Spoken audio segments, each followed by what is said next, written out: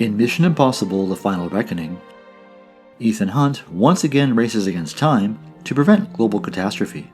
Beneath the kinetic spectacle of Tom Cruise's death-defying stunts, some feel, lies a surprisingly spiritual core.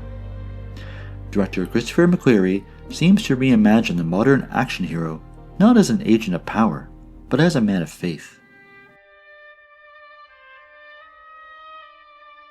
Someone whose unwavering compassion, moral purity, and self-sacrifice evoke the archetype of a Jesus-like figure. Through Ethan Hunt, Final Reckoning turns the spy thriller into a meditation on redemption, choice, and humanity's enduring capacity for good. From the beginning of the series, Ethan's greatest strength has never just been his skill, but his conscience. In this scene, Ethan Hunt and his team are trying to escape with Solomon Lane when they run into a young French police officer in the parking garage. She's just doing her job, but her sudden appearance throws everything off. Ethan immediately sees that she is an innocent person who stumbled into a dangerous situation. There's a flicker of guilt in his eyes. He respects people who serve the law, and he knows she doesn't deserve to be caught in the crossfire. Moments later, when the assassins chasing them arrive, their brutality makes Ethan's morality stand out even more. They don't hesitate. They shoot her without a second thought. Ethan's response is immediate and instinctive. He abandons the mission for a split second and rushes to save her. Even in the middle of chaos, his first priority is her life, not the objective. This moment says everything about who Ethan Hunt is. While others see the mission as all that matters, Ethan can't ignore the human cost. He refuses to treat innocent lives as expendable, no matter how high the stakes are. What makes this scene powerful isn't just his heroism, but the moral struggle beneath it, the weight of trying to do the right thing in a world that constantly demands compromise.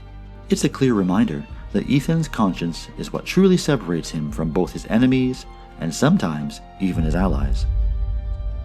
In Final Reckoning, this moral foundation takes center stage. He refuses to accept utilitarian logic, the idea that some must die for the greater good. Yes, I've known this man for a long time. And he won't want anything to happen to his precious team. And that's the pattern, isn't it? You refuse to sacrifice the ones you hold close. That is why we're still here.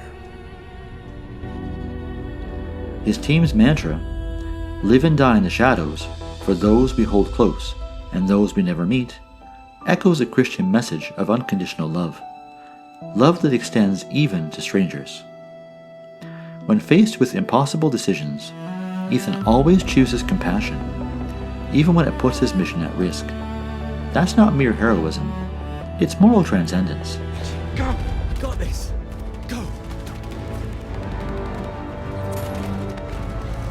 Blink of an eye.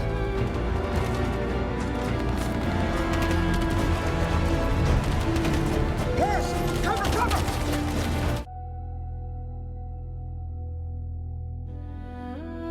In a genre built on efficiency and emotional detachment, Ethan's insistence on saving everyone, even former enemies, feels almost radical. McQuarrie reinforces this visually. Ethan is often centered in chaotic frames, a calm presence within the storm. His moral clarity becomes both a visual and emotional anchor, a light holding back the darkness. The Jesus-like dimension of Ethan's character deepens through his relationship with guilt and suffering.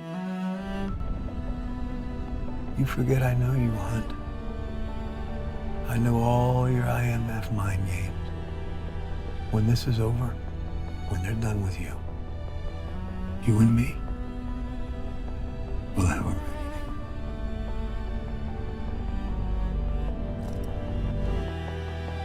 Across the series, he carries the emotional weight of every life lost under his command.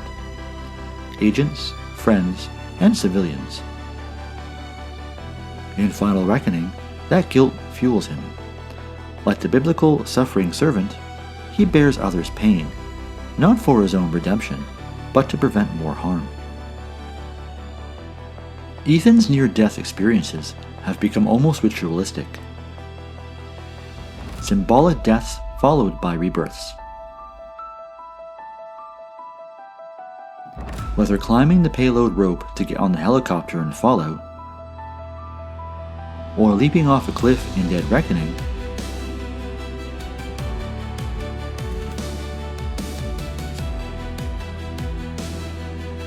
each act becomes a descent into death followed by resurrection.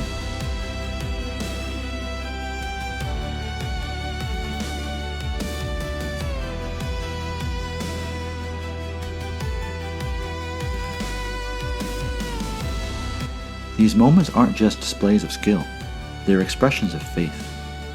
The camera often places us in Ethan's point of view during freefall, inviting us into that surrender before renewal. His survival isn't a victory of ego, it's a reaffirmation that life, however fragile, is still worth saving. The film's antagonist, the Entity, a godlike artificial intelligence, functions as a modern devil. It offers humanity the illusion of control through absolute knowledge.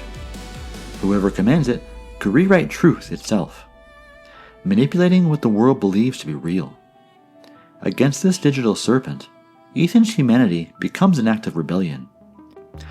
He rejects the Entity's temptation of power, choosing intuition, empathy, and free will instead. Even when grace suggests he might be the only one capable of wielding such power responsibly, he refuses. For Ethan, power is never salvation. It's corruption disguised as order. Ethan, I've been thinking, how can we undo everything the Entity has done? If we can control it, maybe we could bring the world back from the brink. Grace, who on earth would you ever trust with that much power? Well, you, of course. Only you. I believe you were meant to do this. Not me. Not anyone.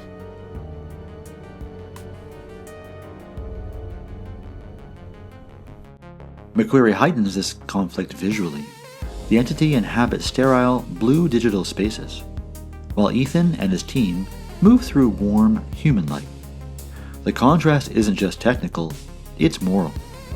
A clash between the soulless precision of algorithms and the messy, redemptive chaos of the human heart.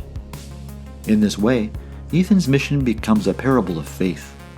To resist the Entity is to affirm that morality and meaning can't be programmed, they must be chosen.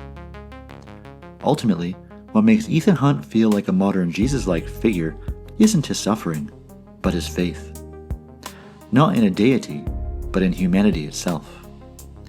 Where the Entity sees humans as predictable and expendable, Ethan believes in their unpredictability, their potential for grace. His mission is an act of belief that empathy and humanity still matter in a mechanized world. Final Reckoning reframes the action hero for the 21st century. In an age of artificial intelligence, surveillance, and moral cynicism, Ethan's refusal to abandon compassion feels quietly revolutionary. He embodies a kind of secular spirituality, a humanism grounded in compassion and endurance. Through him, the Mission Impossible series becomes more than an action spectacle. It's a reflection on what it means to stay human when the world forgets how.